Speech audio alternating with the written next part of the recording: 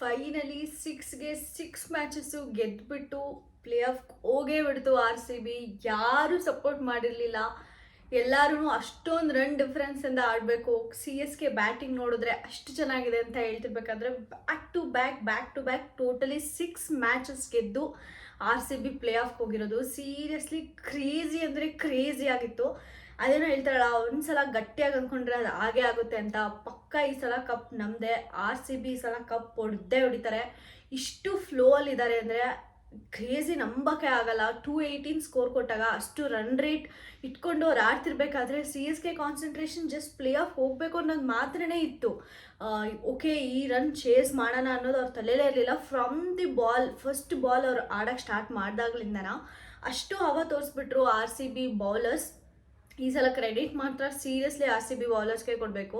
ಯಾಕಂದರೆ ಬ್ಯಾಟಿಂಗ್ ಕೂಡ ತುಂಬ ಚೆನ್ನಾಗಿತ್ತು. ಬಟ್ ದೆನ್ ಅವರು ಶುಭಮ್ ಡಿಬೆ ವಿಕೆಟ್ ಆಗಲಿ, ರುದ್ರಾಜ್ ಗಾಯಕ್ವಾಡ್, ರಚಿನ್ ರವೀಂದ್ರ, ಈ 3 ಕೀ ಪ್ಲೇಯರ್ಸ್ನ ಅವ್ರು ಸ್ಟಾರ್ಟಿಂಗಲ್ಲಿ ವಿಕೆಟ್ಸ್ ತೆಗ್ದಾಕಿರೋದೇ ಮೇಜರ್ ಕಾರಣ ಅಂತ ಹೇಳ್ಬೋದು. ಇವತ್ತು ಸ್ಟಾರ್ಟಿಂಗ್ ಬಂದ ತಕ್ಷಣವೇ ಮ್ಯಾಕ್ಸ್ವೆಲ್ ಎತ್ತಾಕ್ಬಿಟ್ರು ಒಂದು ವಿಕೆಟ್ನ. 0 ಬಾಲ್ಸ್ಗೆ 1 ರನ್ ಔಟ್. ಸೀರಿಯಸ್ಲಿ ಅದು CSK ಫ್ಯಾನ್ಸ್ನೆಲ್ಲ ಏನದು ಬೆಚ್ಚಗಾಗಂಗೆ ಮಾಡಿಬಿಡ್ತು ಅಂತಲೇ ಹೇಳ್ಬೋದು. ಅದು ಟರ್ನಿಂಗ್ ಪಾಯಿಂಟ್ ನಮ್ಮ RCB ಕಡೆ. ಸ್ಟಾರ್ಟಿಂಗೇ ವಿಕೆಟ್ ಹೋಗೋದು, ಅದಾದಮೇಲೆ ಚೆನ್ನಾಗೇ ಆಡ್ತಾರೆ ಬರೋರು. ಲಾಸ್ಟ್ ಓವರ್ಸಲ್ಲಂತೂ MS ಧೋನಿ ಬಂದಾಗ ಬಾಯಿಗೆ ಬಂದೋಗ್ಬಿಟ್ಟಿತ್ತು. ಯಾಕಂದರೆ ಐ ಥಿಂಕ್ 11 ಬಾಲ್ಸ್ಗೆ ಸಮ್ 20+ ಏನೋ ಸ್ಕೋರ್ ಬೇಕಾಗಿರುತ್ತೆ. ಬ್ಯಾಕ್ ಟು ಬ್ಯಾಕ್ 6 ಹೊಡಿತಾರೆ. ಆಗ ಎಲ್ಲರೂ ಅಂದ್ಕೊತಾರೆ ಓಕೆ ಹೋಯ್ತು, ಧೋನಿ ಇದ್ದಾರೆ ಅಂದರೆ. ಅಲ್ಲಿವರೆಗೂ ಪ್ರತಿಯೊಬ್ಬರಿಗೂ ಭಯ ಇತ್ತು. ಅದಾದಮೇಲೆ ಒಂದು ಲಾಂಗ್ ರನ್ನಲ್ಲಿ ಔಟ್ ಆಗಿ ಹೋಗ್ತಾರೆ. ಅದಾದ ತಕ್ಷಣ ಎಲ್ಲರಿಗೂ ಕಾನ್ಫಿಡೆನ್ಸ್ ಬರುತ್ತೆ, ಓಕೆ ಈ ಸಲ ಮ್ಯಾಚ್ ನಮ್ಮದೇ ಅಂತ. ಕ್ರೇಜಿ ಆಗಿತ್ತು. ಇನ್ನು RCB ಬ್ಯಾಟಿಂಗ್ ಬಗ್ಗೆ ಮಾತಾಡೋದಾದರೆ ನೆಕ್ಸ್ಟ್ ಲೆವೆಲ್ ಅಂತ ಹೇಳ್ಬೋದು. ಪವರ್ ಪ್ಲೇಯಲ್ಲಿ ಡುಪ್ಲೆಸಿಸ್ ಮತ್ತು ವಿರಾಟ್ ಕೊಹ್ಲಿ ಸ್ಟಾರ್ಟ್ ಮಾಡ್ತಾರೆ. ನಮ್ಮದು ಲಕ್ ಅಂತಾರಲ್ಲ, ಅಷ್ಟು ಈಸಿಯಾಗಿ ಬರಲ್ಲ RCBಗೆ. ಫುಲ್ ಏನೋ ಟಫ್ ಫೈಟ್ ಕೊಟ್ರೇನೆ ಬರೋದು ಅಂತ ಅಂತಾರಲ್ಲ, ಹಂಗೆ.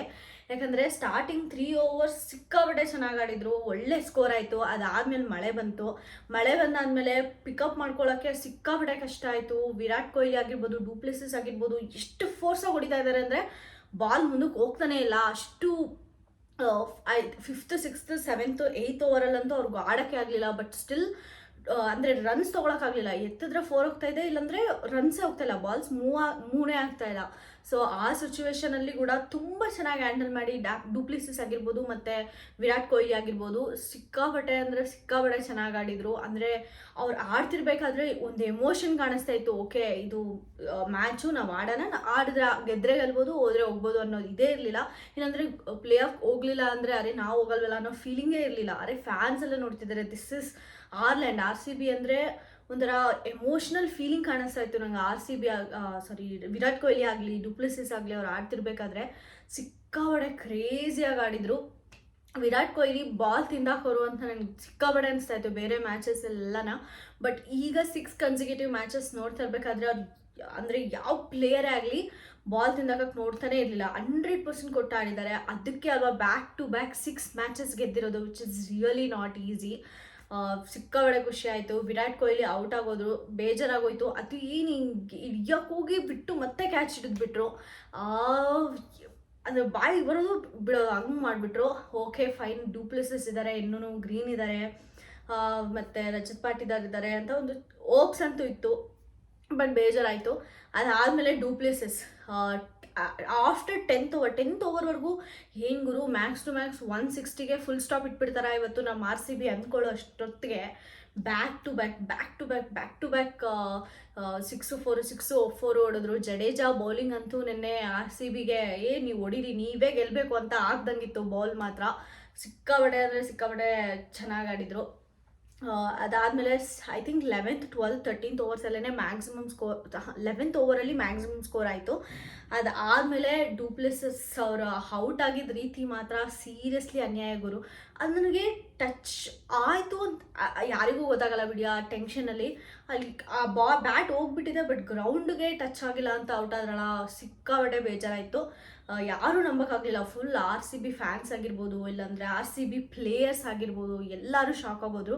ಅಷ್ಟು ಇನ್ಡೆಪ್ತ್ ರಿವ್ಯೂ ಅಂತೂ ನಾನು ಯಾವಾಗಲೂ ನೋಡಿಲ್ಲ ಇಲ್ಲಿವರೆಗೂ. ಅದು ಔಟ್ ಮಾಡಬೇಕು, ಔಟ್ ಕೊಡಬೇಕು ಅಂತಲೇ ಕೊಟ್ಟಂಗಿತ್ತು. ಅದು ಒಂದು ಕಾಂಟ್ರವರ್ಸಿ ಅಂತ ಅನಿಸುತ್ತೆ, ಅದ್ರ ಬಗ್ಗೆ ಮತ್ತೆ ಮಾತಾಡ್ತೀನಿ. ಅದಾದಮೇಲೆ ಡುಪ್ಲೆಸಿಸ್ ಔಟ್ ಆದರು. ರಜತ್ ಪಾಟಿದಾರ್ ಬಂದರು ಫೀಲ್ಡಿಗೆ. Rajat Patidar starting 2 to 3 balls ತಿಂದಾಕಿದ್ರು. ಮಳೆ ಬಂದಿರೋದು ಗ್ರಿಪ್ಗೋ ಏನೋ ಅವ್ರು ತೊಗೊಳಕ್ಕಾಗಲಿಲ್ಲ. ಅದಾದಮೇಲೆ ಬ್ಯಾಕ್ ಟು ಬ್ಯಾಕ್ 6. ಇವತ್ತು 6-4 ಹೊಡೆದ್ರು. ಅದಾದಮೇಲೆ 50 ಕ್ರಾಸ್ ಮಾಡ್ತಾರೆ ಅನ್ನೋಷ್ಟೊತ್ತಿಗೆ ಅರೌಂಡ್ 40+ ಔಟ್ ಆಗೋದ್ರು.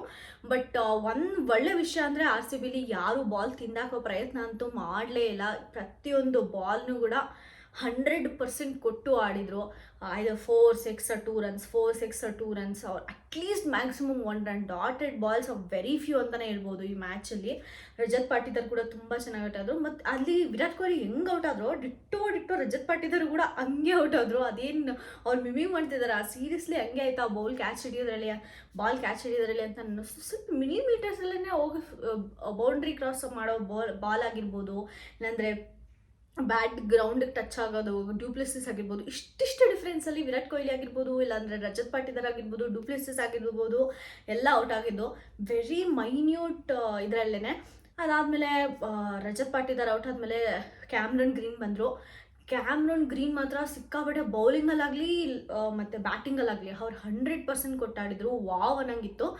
ಆ ಕಡೆ ಗ್ರೀನ್ ಒಂದು ಆದರೆ ಈ ಕಡೆ ಮ್ಯಾಕ್ಸ್ವೆಲ್, ಸೀರಿಯಸ್ಲಿ ಅದು ನಾನು ಲಾಸ್ಟ್ ವೀಡಿಯೋಲಿ ನಾನು ಆರ್ ಸಿ ಬಿ ಅನಲೈಸೇಷನ್ ಮಾಡಬೇಕಾದ್ರೆ ಹೇಳಿದ್ದೆ, ಈ ಸಲ ಏನಾದರೂ ಮ್ಯಾಕ್ಸ್ ಆಡಿದ್ರು ಅಂದರೆ ಇಷ್ಟು ದಿನ ನಾವು ಮ್ಯಾಕ್ಸ್ನ ಹೆಂಗೆ ಬೈಕೊತಾ ಇದ್ವೋ ಅದೆಲ್ಲ ಒಂದೇ ಸಲ ವ್ಯಾನಿಷ್ ಆಗಿಬಿಡುತ್ತೆ ಅಂತ. Seriously that is proved. ಯಾಕಂದರೆ ಸ್ಟಾರ್ಟಿಂಗ್ ಅವರು ಬೌಲಿಂಗ್ ಮಾಡಬೇಕಾದ್ರೆ ಫಸ್ಟ್ನೇ ಬಾಲ್ಗೆ ವಿಕೆಟ್ ಕಿತ್ತಕೊಳ್ಳೋದಾಗಿರ್ಬೋದು, ಇಲ್ಲಾಂದರೆ ಬ್ಯಾಟಿಂಗ್ ಮಾಡೋಕ್ಕೆ ಬಂದಾಗ ಅವ್ರು ಜಾಸ್ತಿ ಸ್ಕೋರ್ ಮಾಡಲಿಲ್ಲ ಅಂದರು, ಬಾಲ್ ತಿನ್ನೋ ಪ್ರಯತ್ನ ಅಂತೂ ಮಾಡಲಿಲ್ಲ.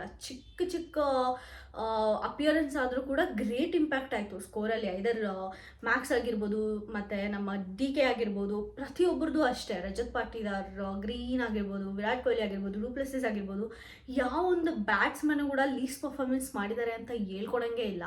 ಆ ಕಡೆ ನೋಡಿದ್ರೆ ಶುಭಮ್ ಡುಬೆ ಎಷ್ಟು ಈಸಿಯಾಗಿ ಔಟ್ ಆಗೋದ್ರು ಅಂದರೆ ಅಸಲು ಎಕ್ಸ್ಪೆಕ್ಟ್ ಮಾಡಿರಲಿಲ್ಲ. ಋತುರಾಜ್ ಗಾಯಕ್ವಾಡ್ ಮತ್ತು ಯಾರು ಮಿಕ್ಕಿರೋ ಪ್ರತಿಯೊಬ್ಬರು ಅಷ್ಟೇ. CSKಯಲ್ಲಿ ಹೇಳ್ಬೇಕಂದ್ರೆ ಈ 3 ಪ್ಲೇಯರ್ಸ್ ಹೋಗಿರೋದು ಜಾಸ್ತಿ ಇಂಪ್ಯಾಕ್ಟ್ ಮಾಡ್ತು ಅಂತಲೇ ಹೇಳ್ಬೋದು CSKಗೆ.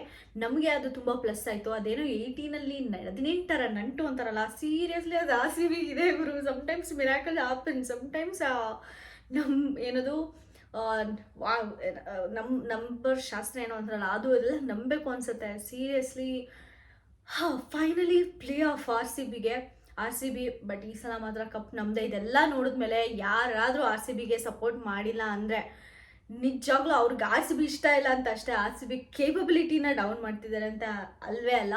This is prove and RCB is something special. RCB is an emotion. ಇಷ್ಟೇ ನಾನು ಈ ವಿಡಿಯೋಲಿ ಹೇಳೋಕ್ಕೆ ಇಷ್ಟಪಟ್ಟಿದ್ದು. ನೋಡಬೇಕು, ಇವತ್ತು ಹೈದರಾಬಾದ್ ಮತ್ತು ಪಂಜಾಬ್ ಕಿಂಗ್ಸ್ ಮ್ಯಾಚ್ ಇದೆ. ಹೈದರಾಬಾದ್ ಏನಾದರೂ ಗೆದ್ಬಿಟ್ಟು ರನ್ ರೇಟಲ್ಲಿ ಹೈ ಟಾಪ್ ಹೋಗ್ಬಿಡುತ್ತಾ ಅಂತ. ಫೈನಲಿ RCB ಕ್ವಾಲಿಫೈ ಆಗೋಯ್ತು.